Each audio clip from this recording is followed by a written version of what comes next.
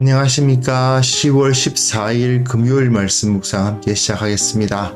오늘도 주님께서 우리를 지키시고 보호하시고 무엇보다도 지혜롭게 하셔서 하나님의 길이 어디인지 깨닫게 하시는 그 은혜를 누리시는 귀한 성도님들 다 되시기를 기도합니다.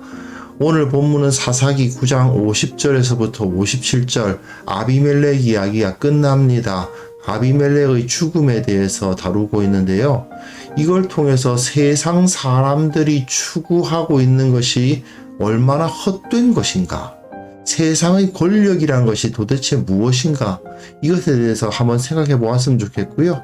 그리고 무엇보다도 우리가 내 인생을 바쳐서 추구해야 될 것이 무엇인지를 생각해 보는 시간을 가졌으면 합니다. 그럼 먼저 말씀을 보시겠습니다.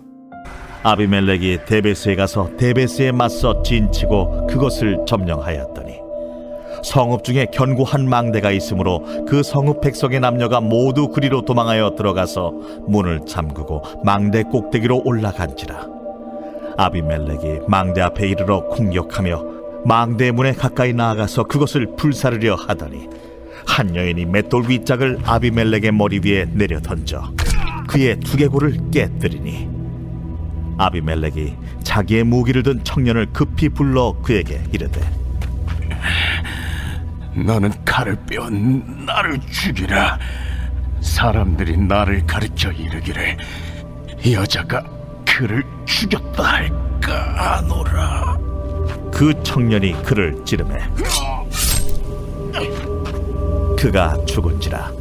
이스라엘 사람들이 아비멜렉이 죽은 것을 보고 각각 자기 처소로 떠나갔더라. 아비멜렉이 그의 형제 70명을 죽여 자기 아버지에게 행한 악행을 하나님이 이같이 갚으셨고 또 세겜 사람들의 모든 악행을 하나님이 그들의 머리에 갚으셨으니 여룻바알의 아들 요담의 저주가 그들에게 응하니라.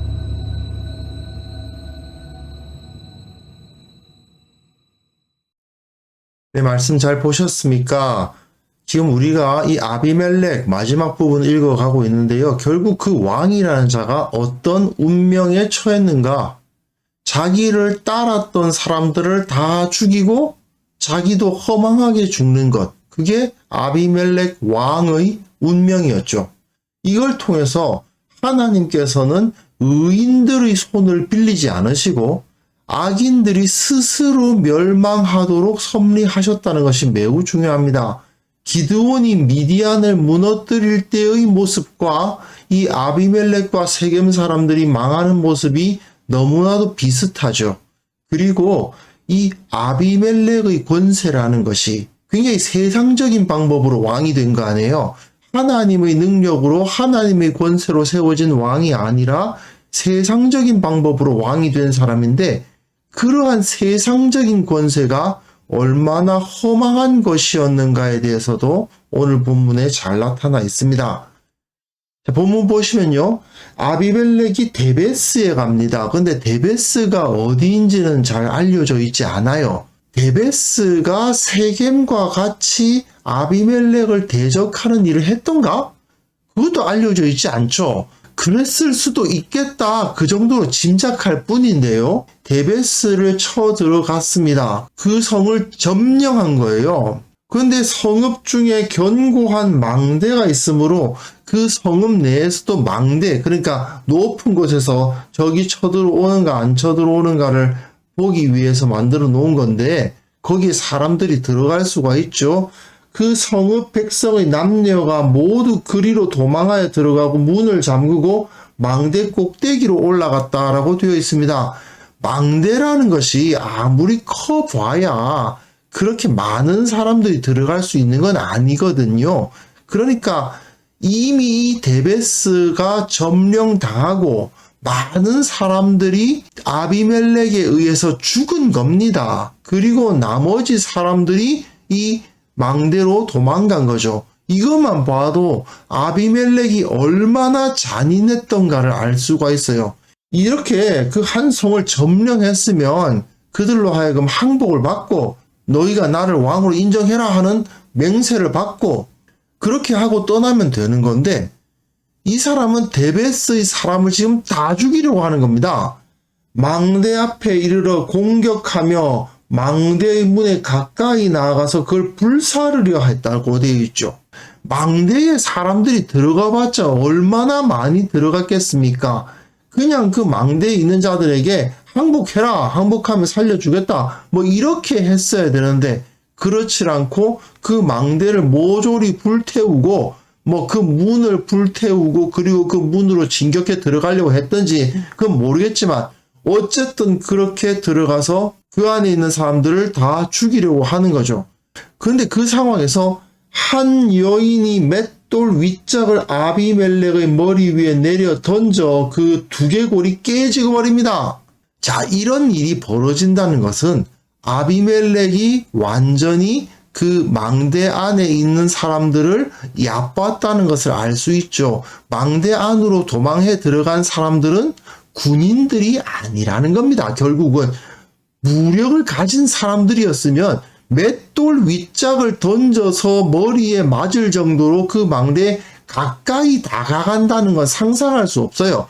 그러니 결국 그 망대에 피한 사람들은 남녀가 다 도망했지만 그다지 전투력을 가지고 있지 않은 사람들, 여자들, 노인들 또는 아이들, 남자들이 있을지는 모르겠지만 어쨌든 전혀 위협적이지 않은 사람들이 거기에 도망에 들어갔다는 걸 알 수 있어요. 그러니까 이렇게 그 망대에 가까이 접근해서 맷돌을 던지는데 거기에 맞을 정도로 가까이 거기에 갔다는 거 아니에요. 그런데 한 여자가 맷돌 윗짝을, 무기가 아니죠. 사실 여자가 들 수 있을 정도면 그렇게 큰 것도 아니었던 거죠. 그런데 그것을 그냥 던졌는데 그 여인이 잘 던져서이겠습니까? 하나님께서 그 여인의 팔을 붙잡으신 거겠습니까? 당연히 하나님께서 이렇게 하신 것입니다. 완전히 허무하게 죽죠. 자기의 무기를 든 청년을 급히 불러 그에게 이르되 너는 칼을 빼서 나를 죽이라. 사람들이 나를 가리켜 이르기를 여자가 그를 죽였다 할까 하노라. 자기가 얼마나 비참하게 허망하게 죽는가를 자기도 아는 거예요. 여자가 던진 맷돌 맞고 죽은 왕 얼마나 우습습니까? 그런데 그 죽는 순간까지 그 왕으로서의 자존심을 지켜보겠다 이건가요? 참 어리석기 짝이 없죠. 결국은 자기 무기를 든 청년, 그 보좌관의 손에 죽으면서 보좌관에 의해서 배반당해 죽은 왕 정도는 돼야 되겠다고 생각했던 모양이죠. 결국 이렇게 비참하게 죽고 맙니다. 그렇게 되니까 이스라엘 사람들이 아비멜렉이 죽은 것을 보고 각각 자기 처소로 떠나갔더라. 이스라엘 사람들, 아비멜렉을 따르는 군사들도 마찬가지인 거예요. 아비멜렉이 딱 죽으니까 더 이상 지휘관이 없으니까 자기네들이 해왔던 일들이 얼마나 잔인하고 악한지를 그들도 알잖아요.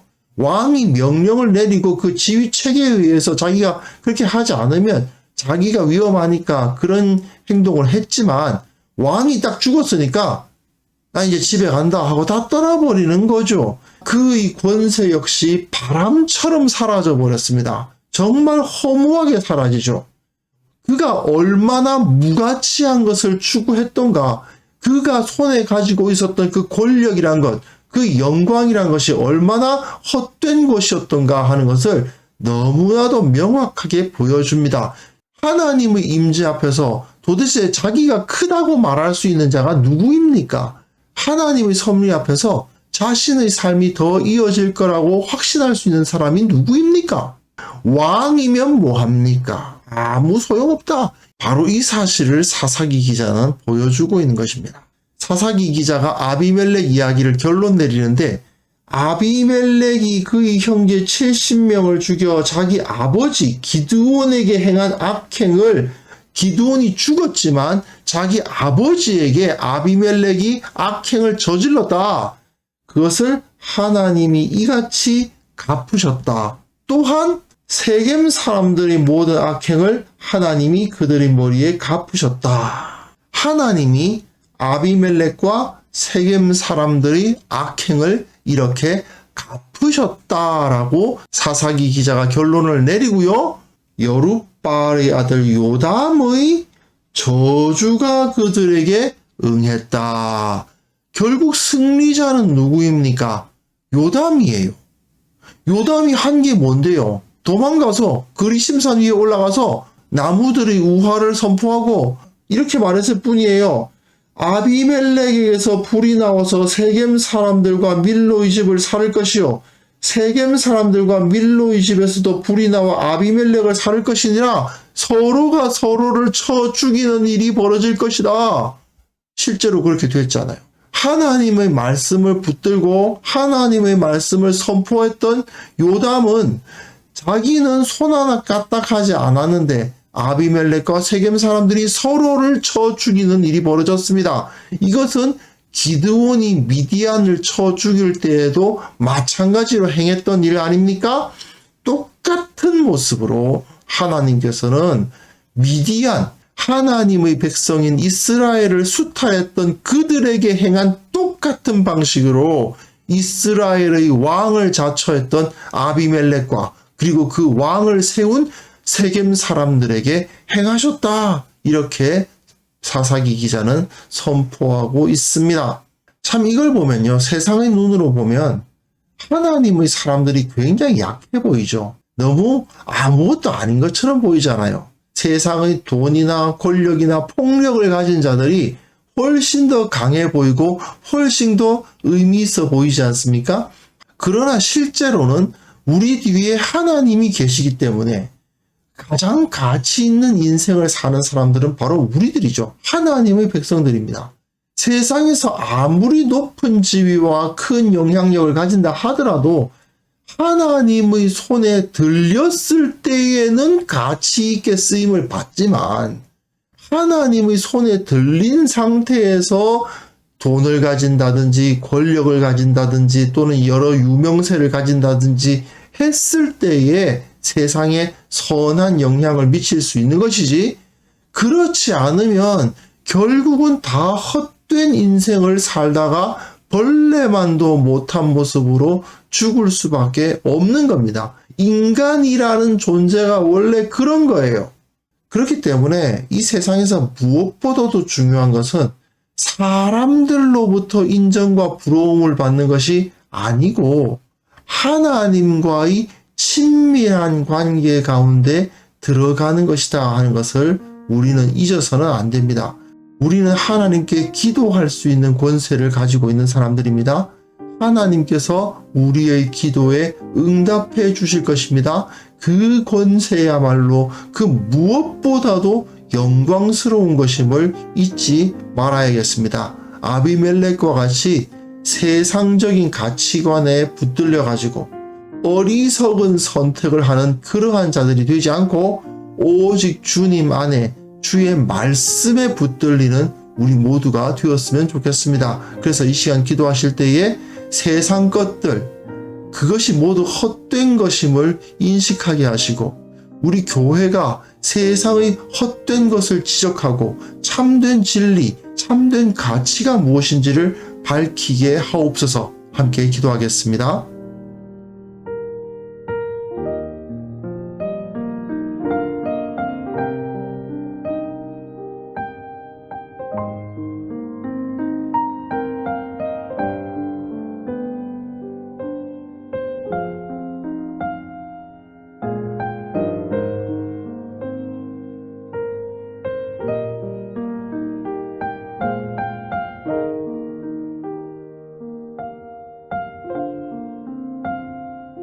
하나님 아버지, 이 세상의 화려해 보이는 것들, 강해 보이는 것들, 높아 보이는 것들, 좋아 보이는 것들이 모두 하나님 앞에서는 헛된 것임을 온전히 바르게 인식하게 하옵소서. 내게 주어진 하나님의 말씀, 하나님의 권세가 가장 소중하다는 사실을 기억하게 하시고 내게 주어진 이 기도의 권세보다 더 강한 것이 없음을 온전히 인정하고 늘 기도하고 말씀을 묵상하는 자가 되게 하여 주옵소서. 이 세상 사람들이 헛된 것을 추구하고 있습니다. 주님, 교회가 바로 서서 진정한 진리가 무엇인지 가르쳐야 되겠사오니 저들을 깨우치게 하시고 진리를 바르게 전하게 하시고 이를 통해서 세상이 변화되는 역사를 주께서 일으켜 주옵소서. 아버지, 세상이 참으로 전쟁 때문에, 경제난 때문에, 질병 때문에, 정치 때문에 혼란스러운 상황에 있습니다. 주님께서 이 모든 것을 속히 바로잡아 주시고 이 혼란 그치게 하여 주시고 오직 의로운 자가 서고 악한 자가 멸해지는 하나님의 섭리 가운데 이 세상을 다스려 주옵소서. 아버지, 이 시간 주님 앞에 간구하옵기는 우리의 인생 모든 것을 주께서 책임져 주시고 주님을 닮고 주님을 따르는 자들이 될 수 있도록 도와주시고 오늘 하루 살아가는 그 모든 순간마다 하나님을 더 깊이 깨닫고 주님의 뒤를 더 가까이 따르는 자들 될 수 있도록 은혜 베풀어 주시기를 간절히 원하옵고 예수님의 이름으로 기도합니다. 아멘.